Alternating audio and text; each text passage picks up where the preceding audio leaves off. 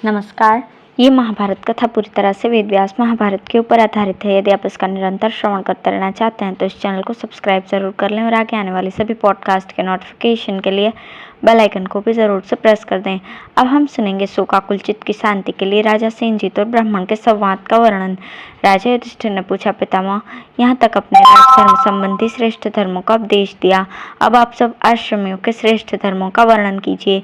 भीष्म जी बोले, युधिष्ठिर, वेद में सर्वत्र धर्म का ही विधान है। धर्म के अनेकों द्वार हैं। संसार में ऐसी कोई क्रिया नहीं है जिसका कोई फल न हो।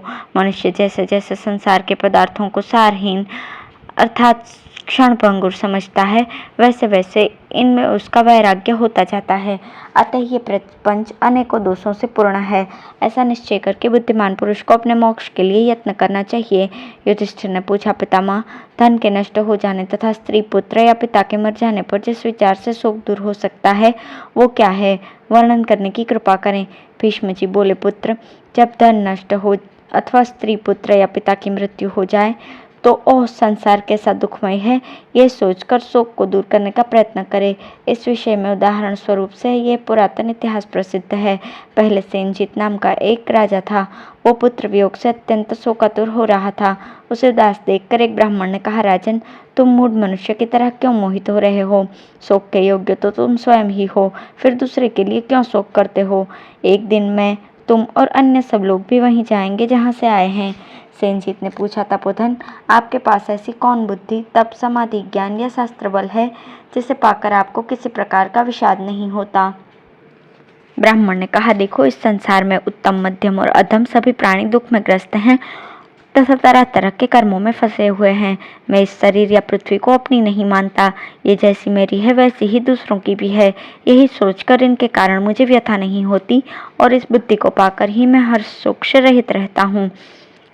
जिस प्रकार समुद्र में दूर लकड़ियां मिलती हैं और फिर अलग भी हो जाती हैं, इसी प्रकार इस लोक में प्राणियों का समागम होता है तथा इसी प्रकार ये पुत्र, पौत्र, जाति, बंधु और संबंधियों की कल्पना हो जाती है। अतः उनमें विशेष स्नेह नहीं करना चाहिए, क्योंकि एक दिन उनसे बिछो होना निश्चित है। तुम्हारा पुत्र किसी अज्ञात स्थान से आया था और अब अज्ञात देश को ही चला गया है। न तो वो तुम्हें जानता था और न तुम ही उसे जानते थे। अतः तुम उसके कौन हो जो उसके लिए शोक कर रहे हो? संसार में विषय तृष्णा से जो व्याकुलता होती है उसी का नाम दुख है, और इस दुख का नाश हो जाना ही सुख है। उस सुख से बार बार दुख उत्पन्न होता रहता है। इस प्रकार सुख के बाद दुख और दुख के बाद सुख, ये सुख दुख का चक्र घूमता ही रहता है। इस समय तुम्हें सुख की स्थिति से दुख में आना पड़ा है, इसलिए अब तुम सुख प्राप्त करोगे। किसी प्राणी को सर्वदा सुख या सर्वदा दुख की प्राप्ति नहीं होती। मनुष्य स्नेह की अनेक प्रकार की फांसियों से बंधे हुए हैं और जल में बालू का पुल बनाने वालों के समान अपने कार्यों में असफल होने से दुख पाते रहते हैं। तेली लोग तैल के लिए जैसे तिलों को कोल्हू में पेरते हैं, उसी प्रकार सब लोग अज्ञान जनित कष्टों से पीस रहे हैं। मनुष्य स्त्री पुत्र आदि कुटुंब के लिए संसार में तरह तरह के पाप बटोरता है, किंतु इस लोक में और परलोक में उसे अकेले ही उनका कलेश में फल भोगना पड़ता है।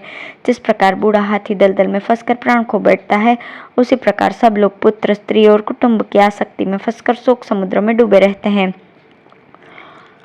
जब पुत्र, धन या बंधु बांधवों में से किसी का नाश हो जाता है तो वे दावानल के समान भीषण दुख में पड़ जाते हैं, परंतु सुख, दुख और जन्म मृत्यु आदि सब कुछ दैव के ही अधीन है। मनुष्य हितैषियों से युक्त हो या न हो, वो शत्रुओं से घिरा हो या मित्रों से, तथा बुद्धिमान हो अथवा बुद्धिहीन, दैव की अनुकूलता होने पर ही सुख पा सकता है। अन्यथा न तो हितैषी सुख देने में समर्थ है और न शत्रु दुख देने में। न बुद्धि धन दे सकती है और न धन सुख पहुंचा सकता है। वास्तव में संसार की गति को कोई बुद्धिमान ही समझ सकता है, दूसरा कोई नहीं। जिन्हें बुद्धि योग का सुख प्राप्त है, जो द्वंद्वों से अतीत है और जिनमें मत्सरता का भी अभाव है, उन्हें अर्थ या अनर्थ कभी व्यथा नहीं पहुंचाते। किंतु जिन्हें बुद्धि योग प्राप्त नहीं हुआ है, वह ऐसी परिस्थिति आने पर अत्यंत हर्ष और अत्यंत शोक के अधीन हो जाते हैं।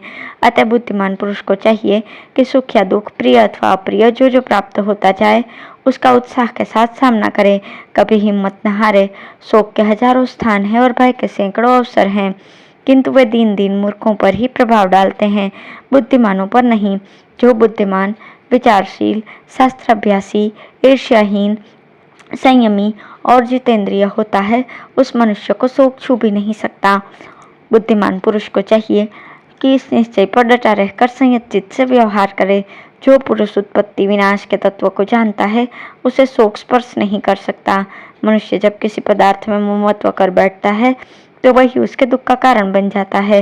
वो विषयों में से जिस जिसकी आसक्ति को त्यागता जाता है उसी उसी से सुख की वृद्धि होती जाती है। किंतु जो पुरुष विषयों के पीछे पड़ा रहता है वो तो उन्हीं के साथ नष्ट हो जाता है। लोक में जितना भी विषय सुख है और जो कुछ दिव्य स्वर्गीय आनंद है वह सब तृष्णाक्षय के सुख की 16वीं कला के भी बराबर नहीं है। मनुष्य बुद्धिमान हो, मूर्ख हो अथवा सूरवीर हो, अपने पूर्व जन्म में उसने जैसा भी शुभ या अशुभ कर्म किया होता है उसका उसे वैसा ही फल भोगना पड़ता है। इस प्रकार जीवों को बारी बारी से प्रिय और अप्रिय, सुख और दुख की प्राप्ति होती ही रहती है। ऐसे विचार का आश्रय लेकर कामनाओं के त्याग रूपी गुण से युक्त हुआ मनुष्य सुख से रहता है।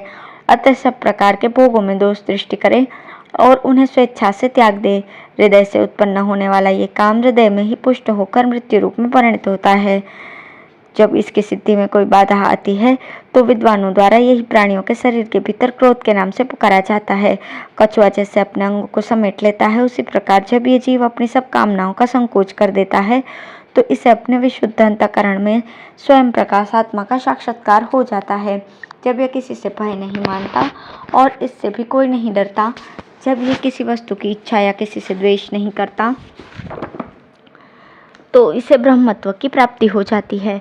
जब ये सत्य और असत्य, शोक और आनंद, भय और अभय तथा प्रिय और अप्रिय दोनों को त्याग देता है तो परम शांतचित हो जाता है। जब पुरुष मन, वचन और कर्म से किसी प्राणी के प्रति दूषित भाव नहीं करता उस समय वो ब्रह्म को प्राप्त कर लेता है। दुष्टचित पुरुषों के लिए जो अत्यंत दुस्त्यज्य है, मनुष्य के जीर्ण हो जाने पर भी जिसमें शिथिलता नहीं आती तथा जो प्राणों के साथ जाने वाले रोग हैं, उस तृष्णा को जो त्याग देता है वो सुखी हो जाता है।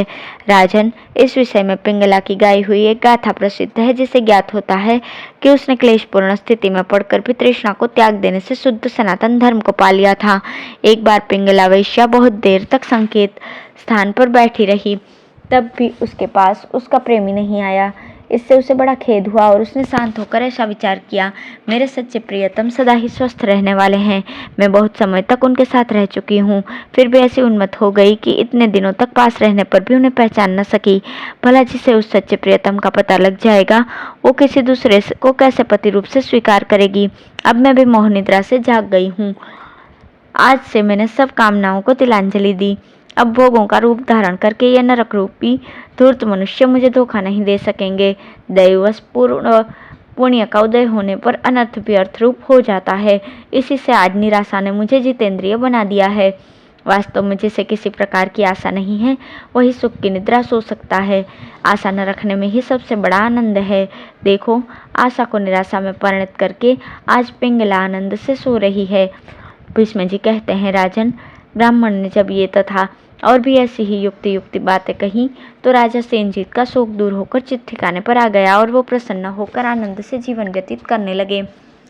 धन्यवाद।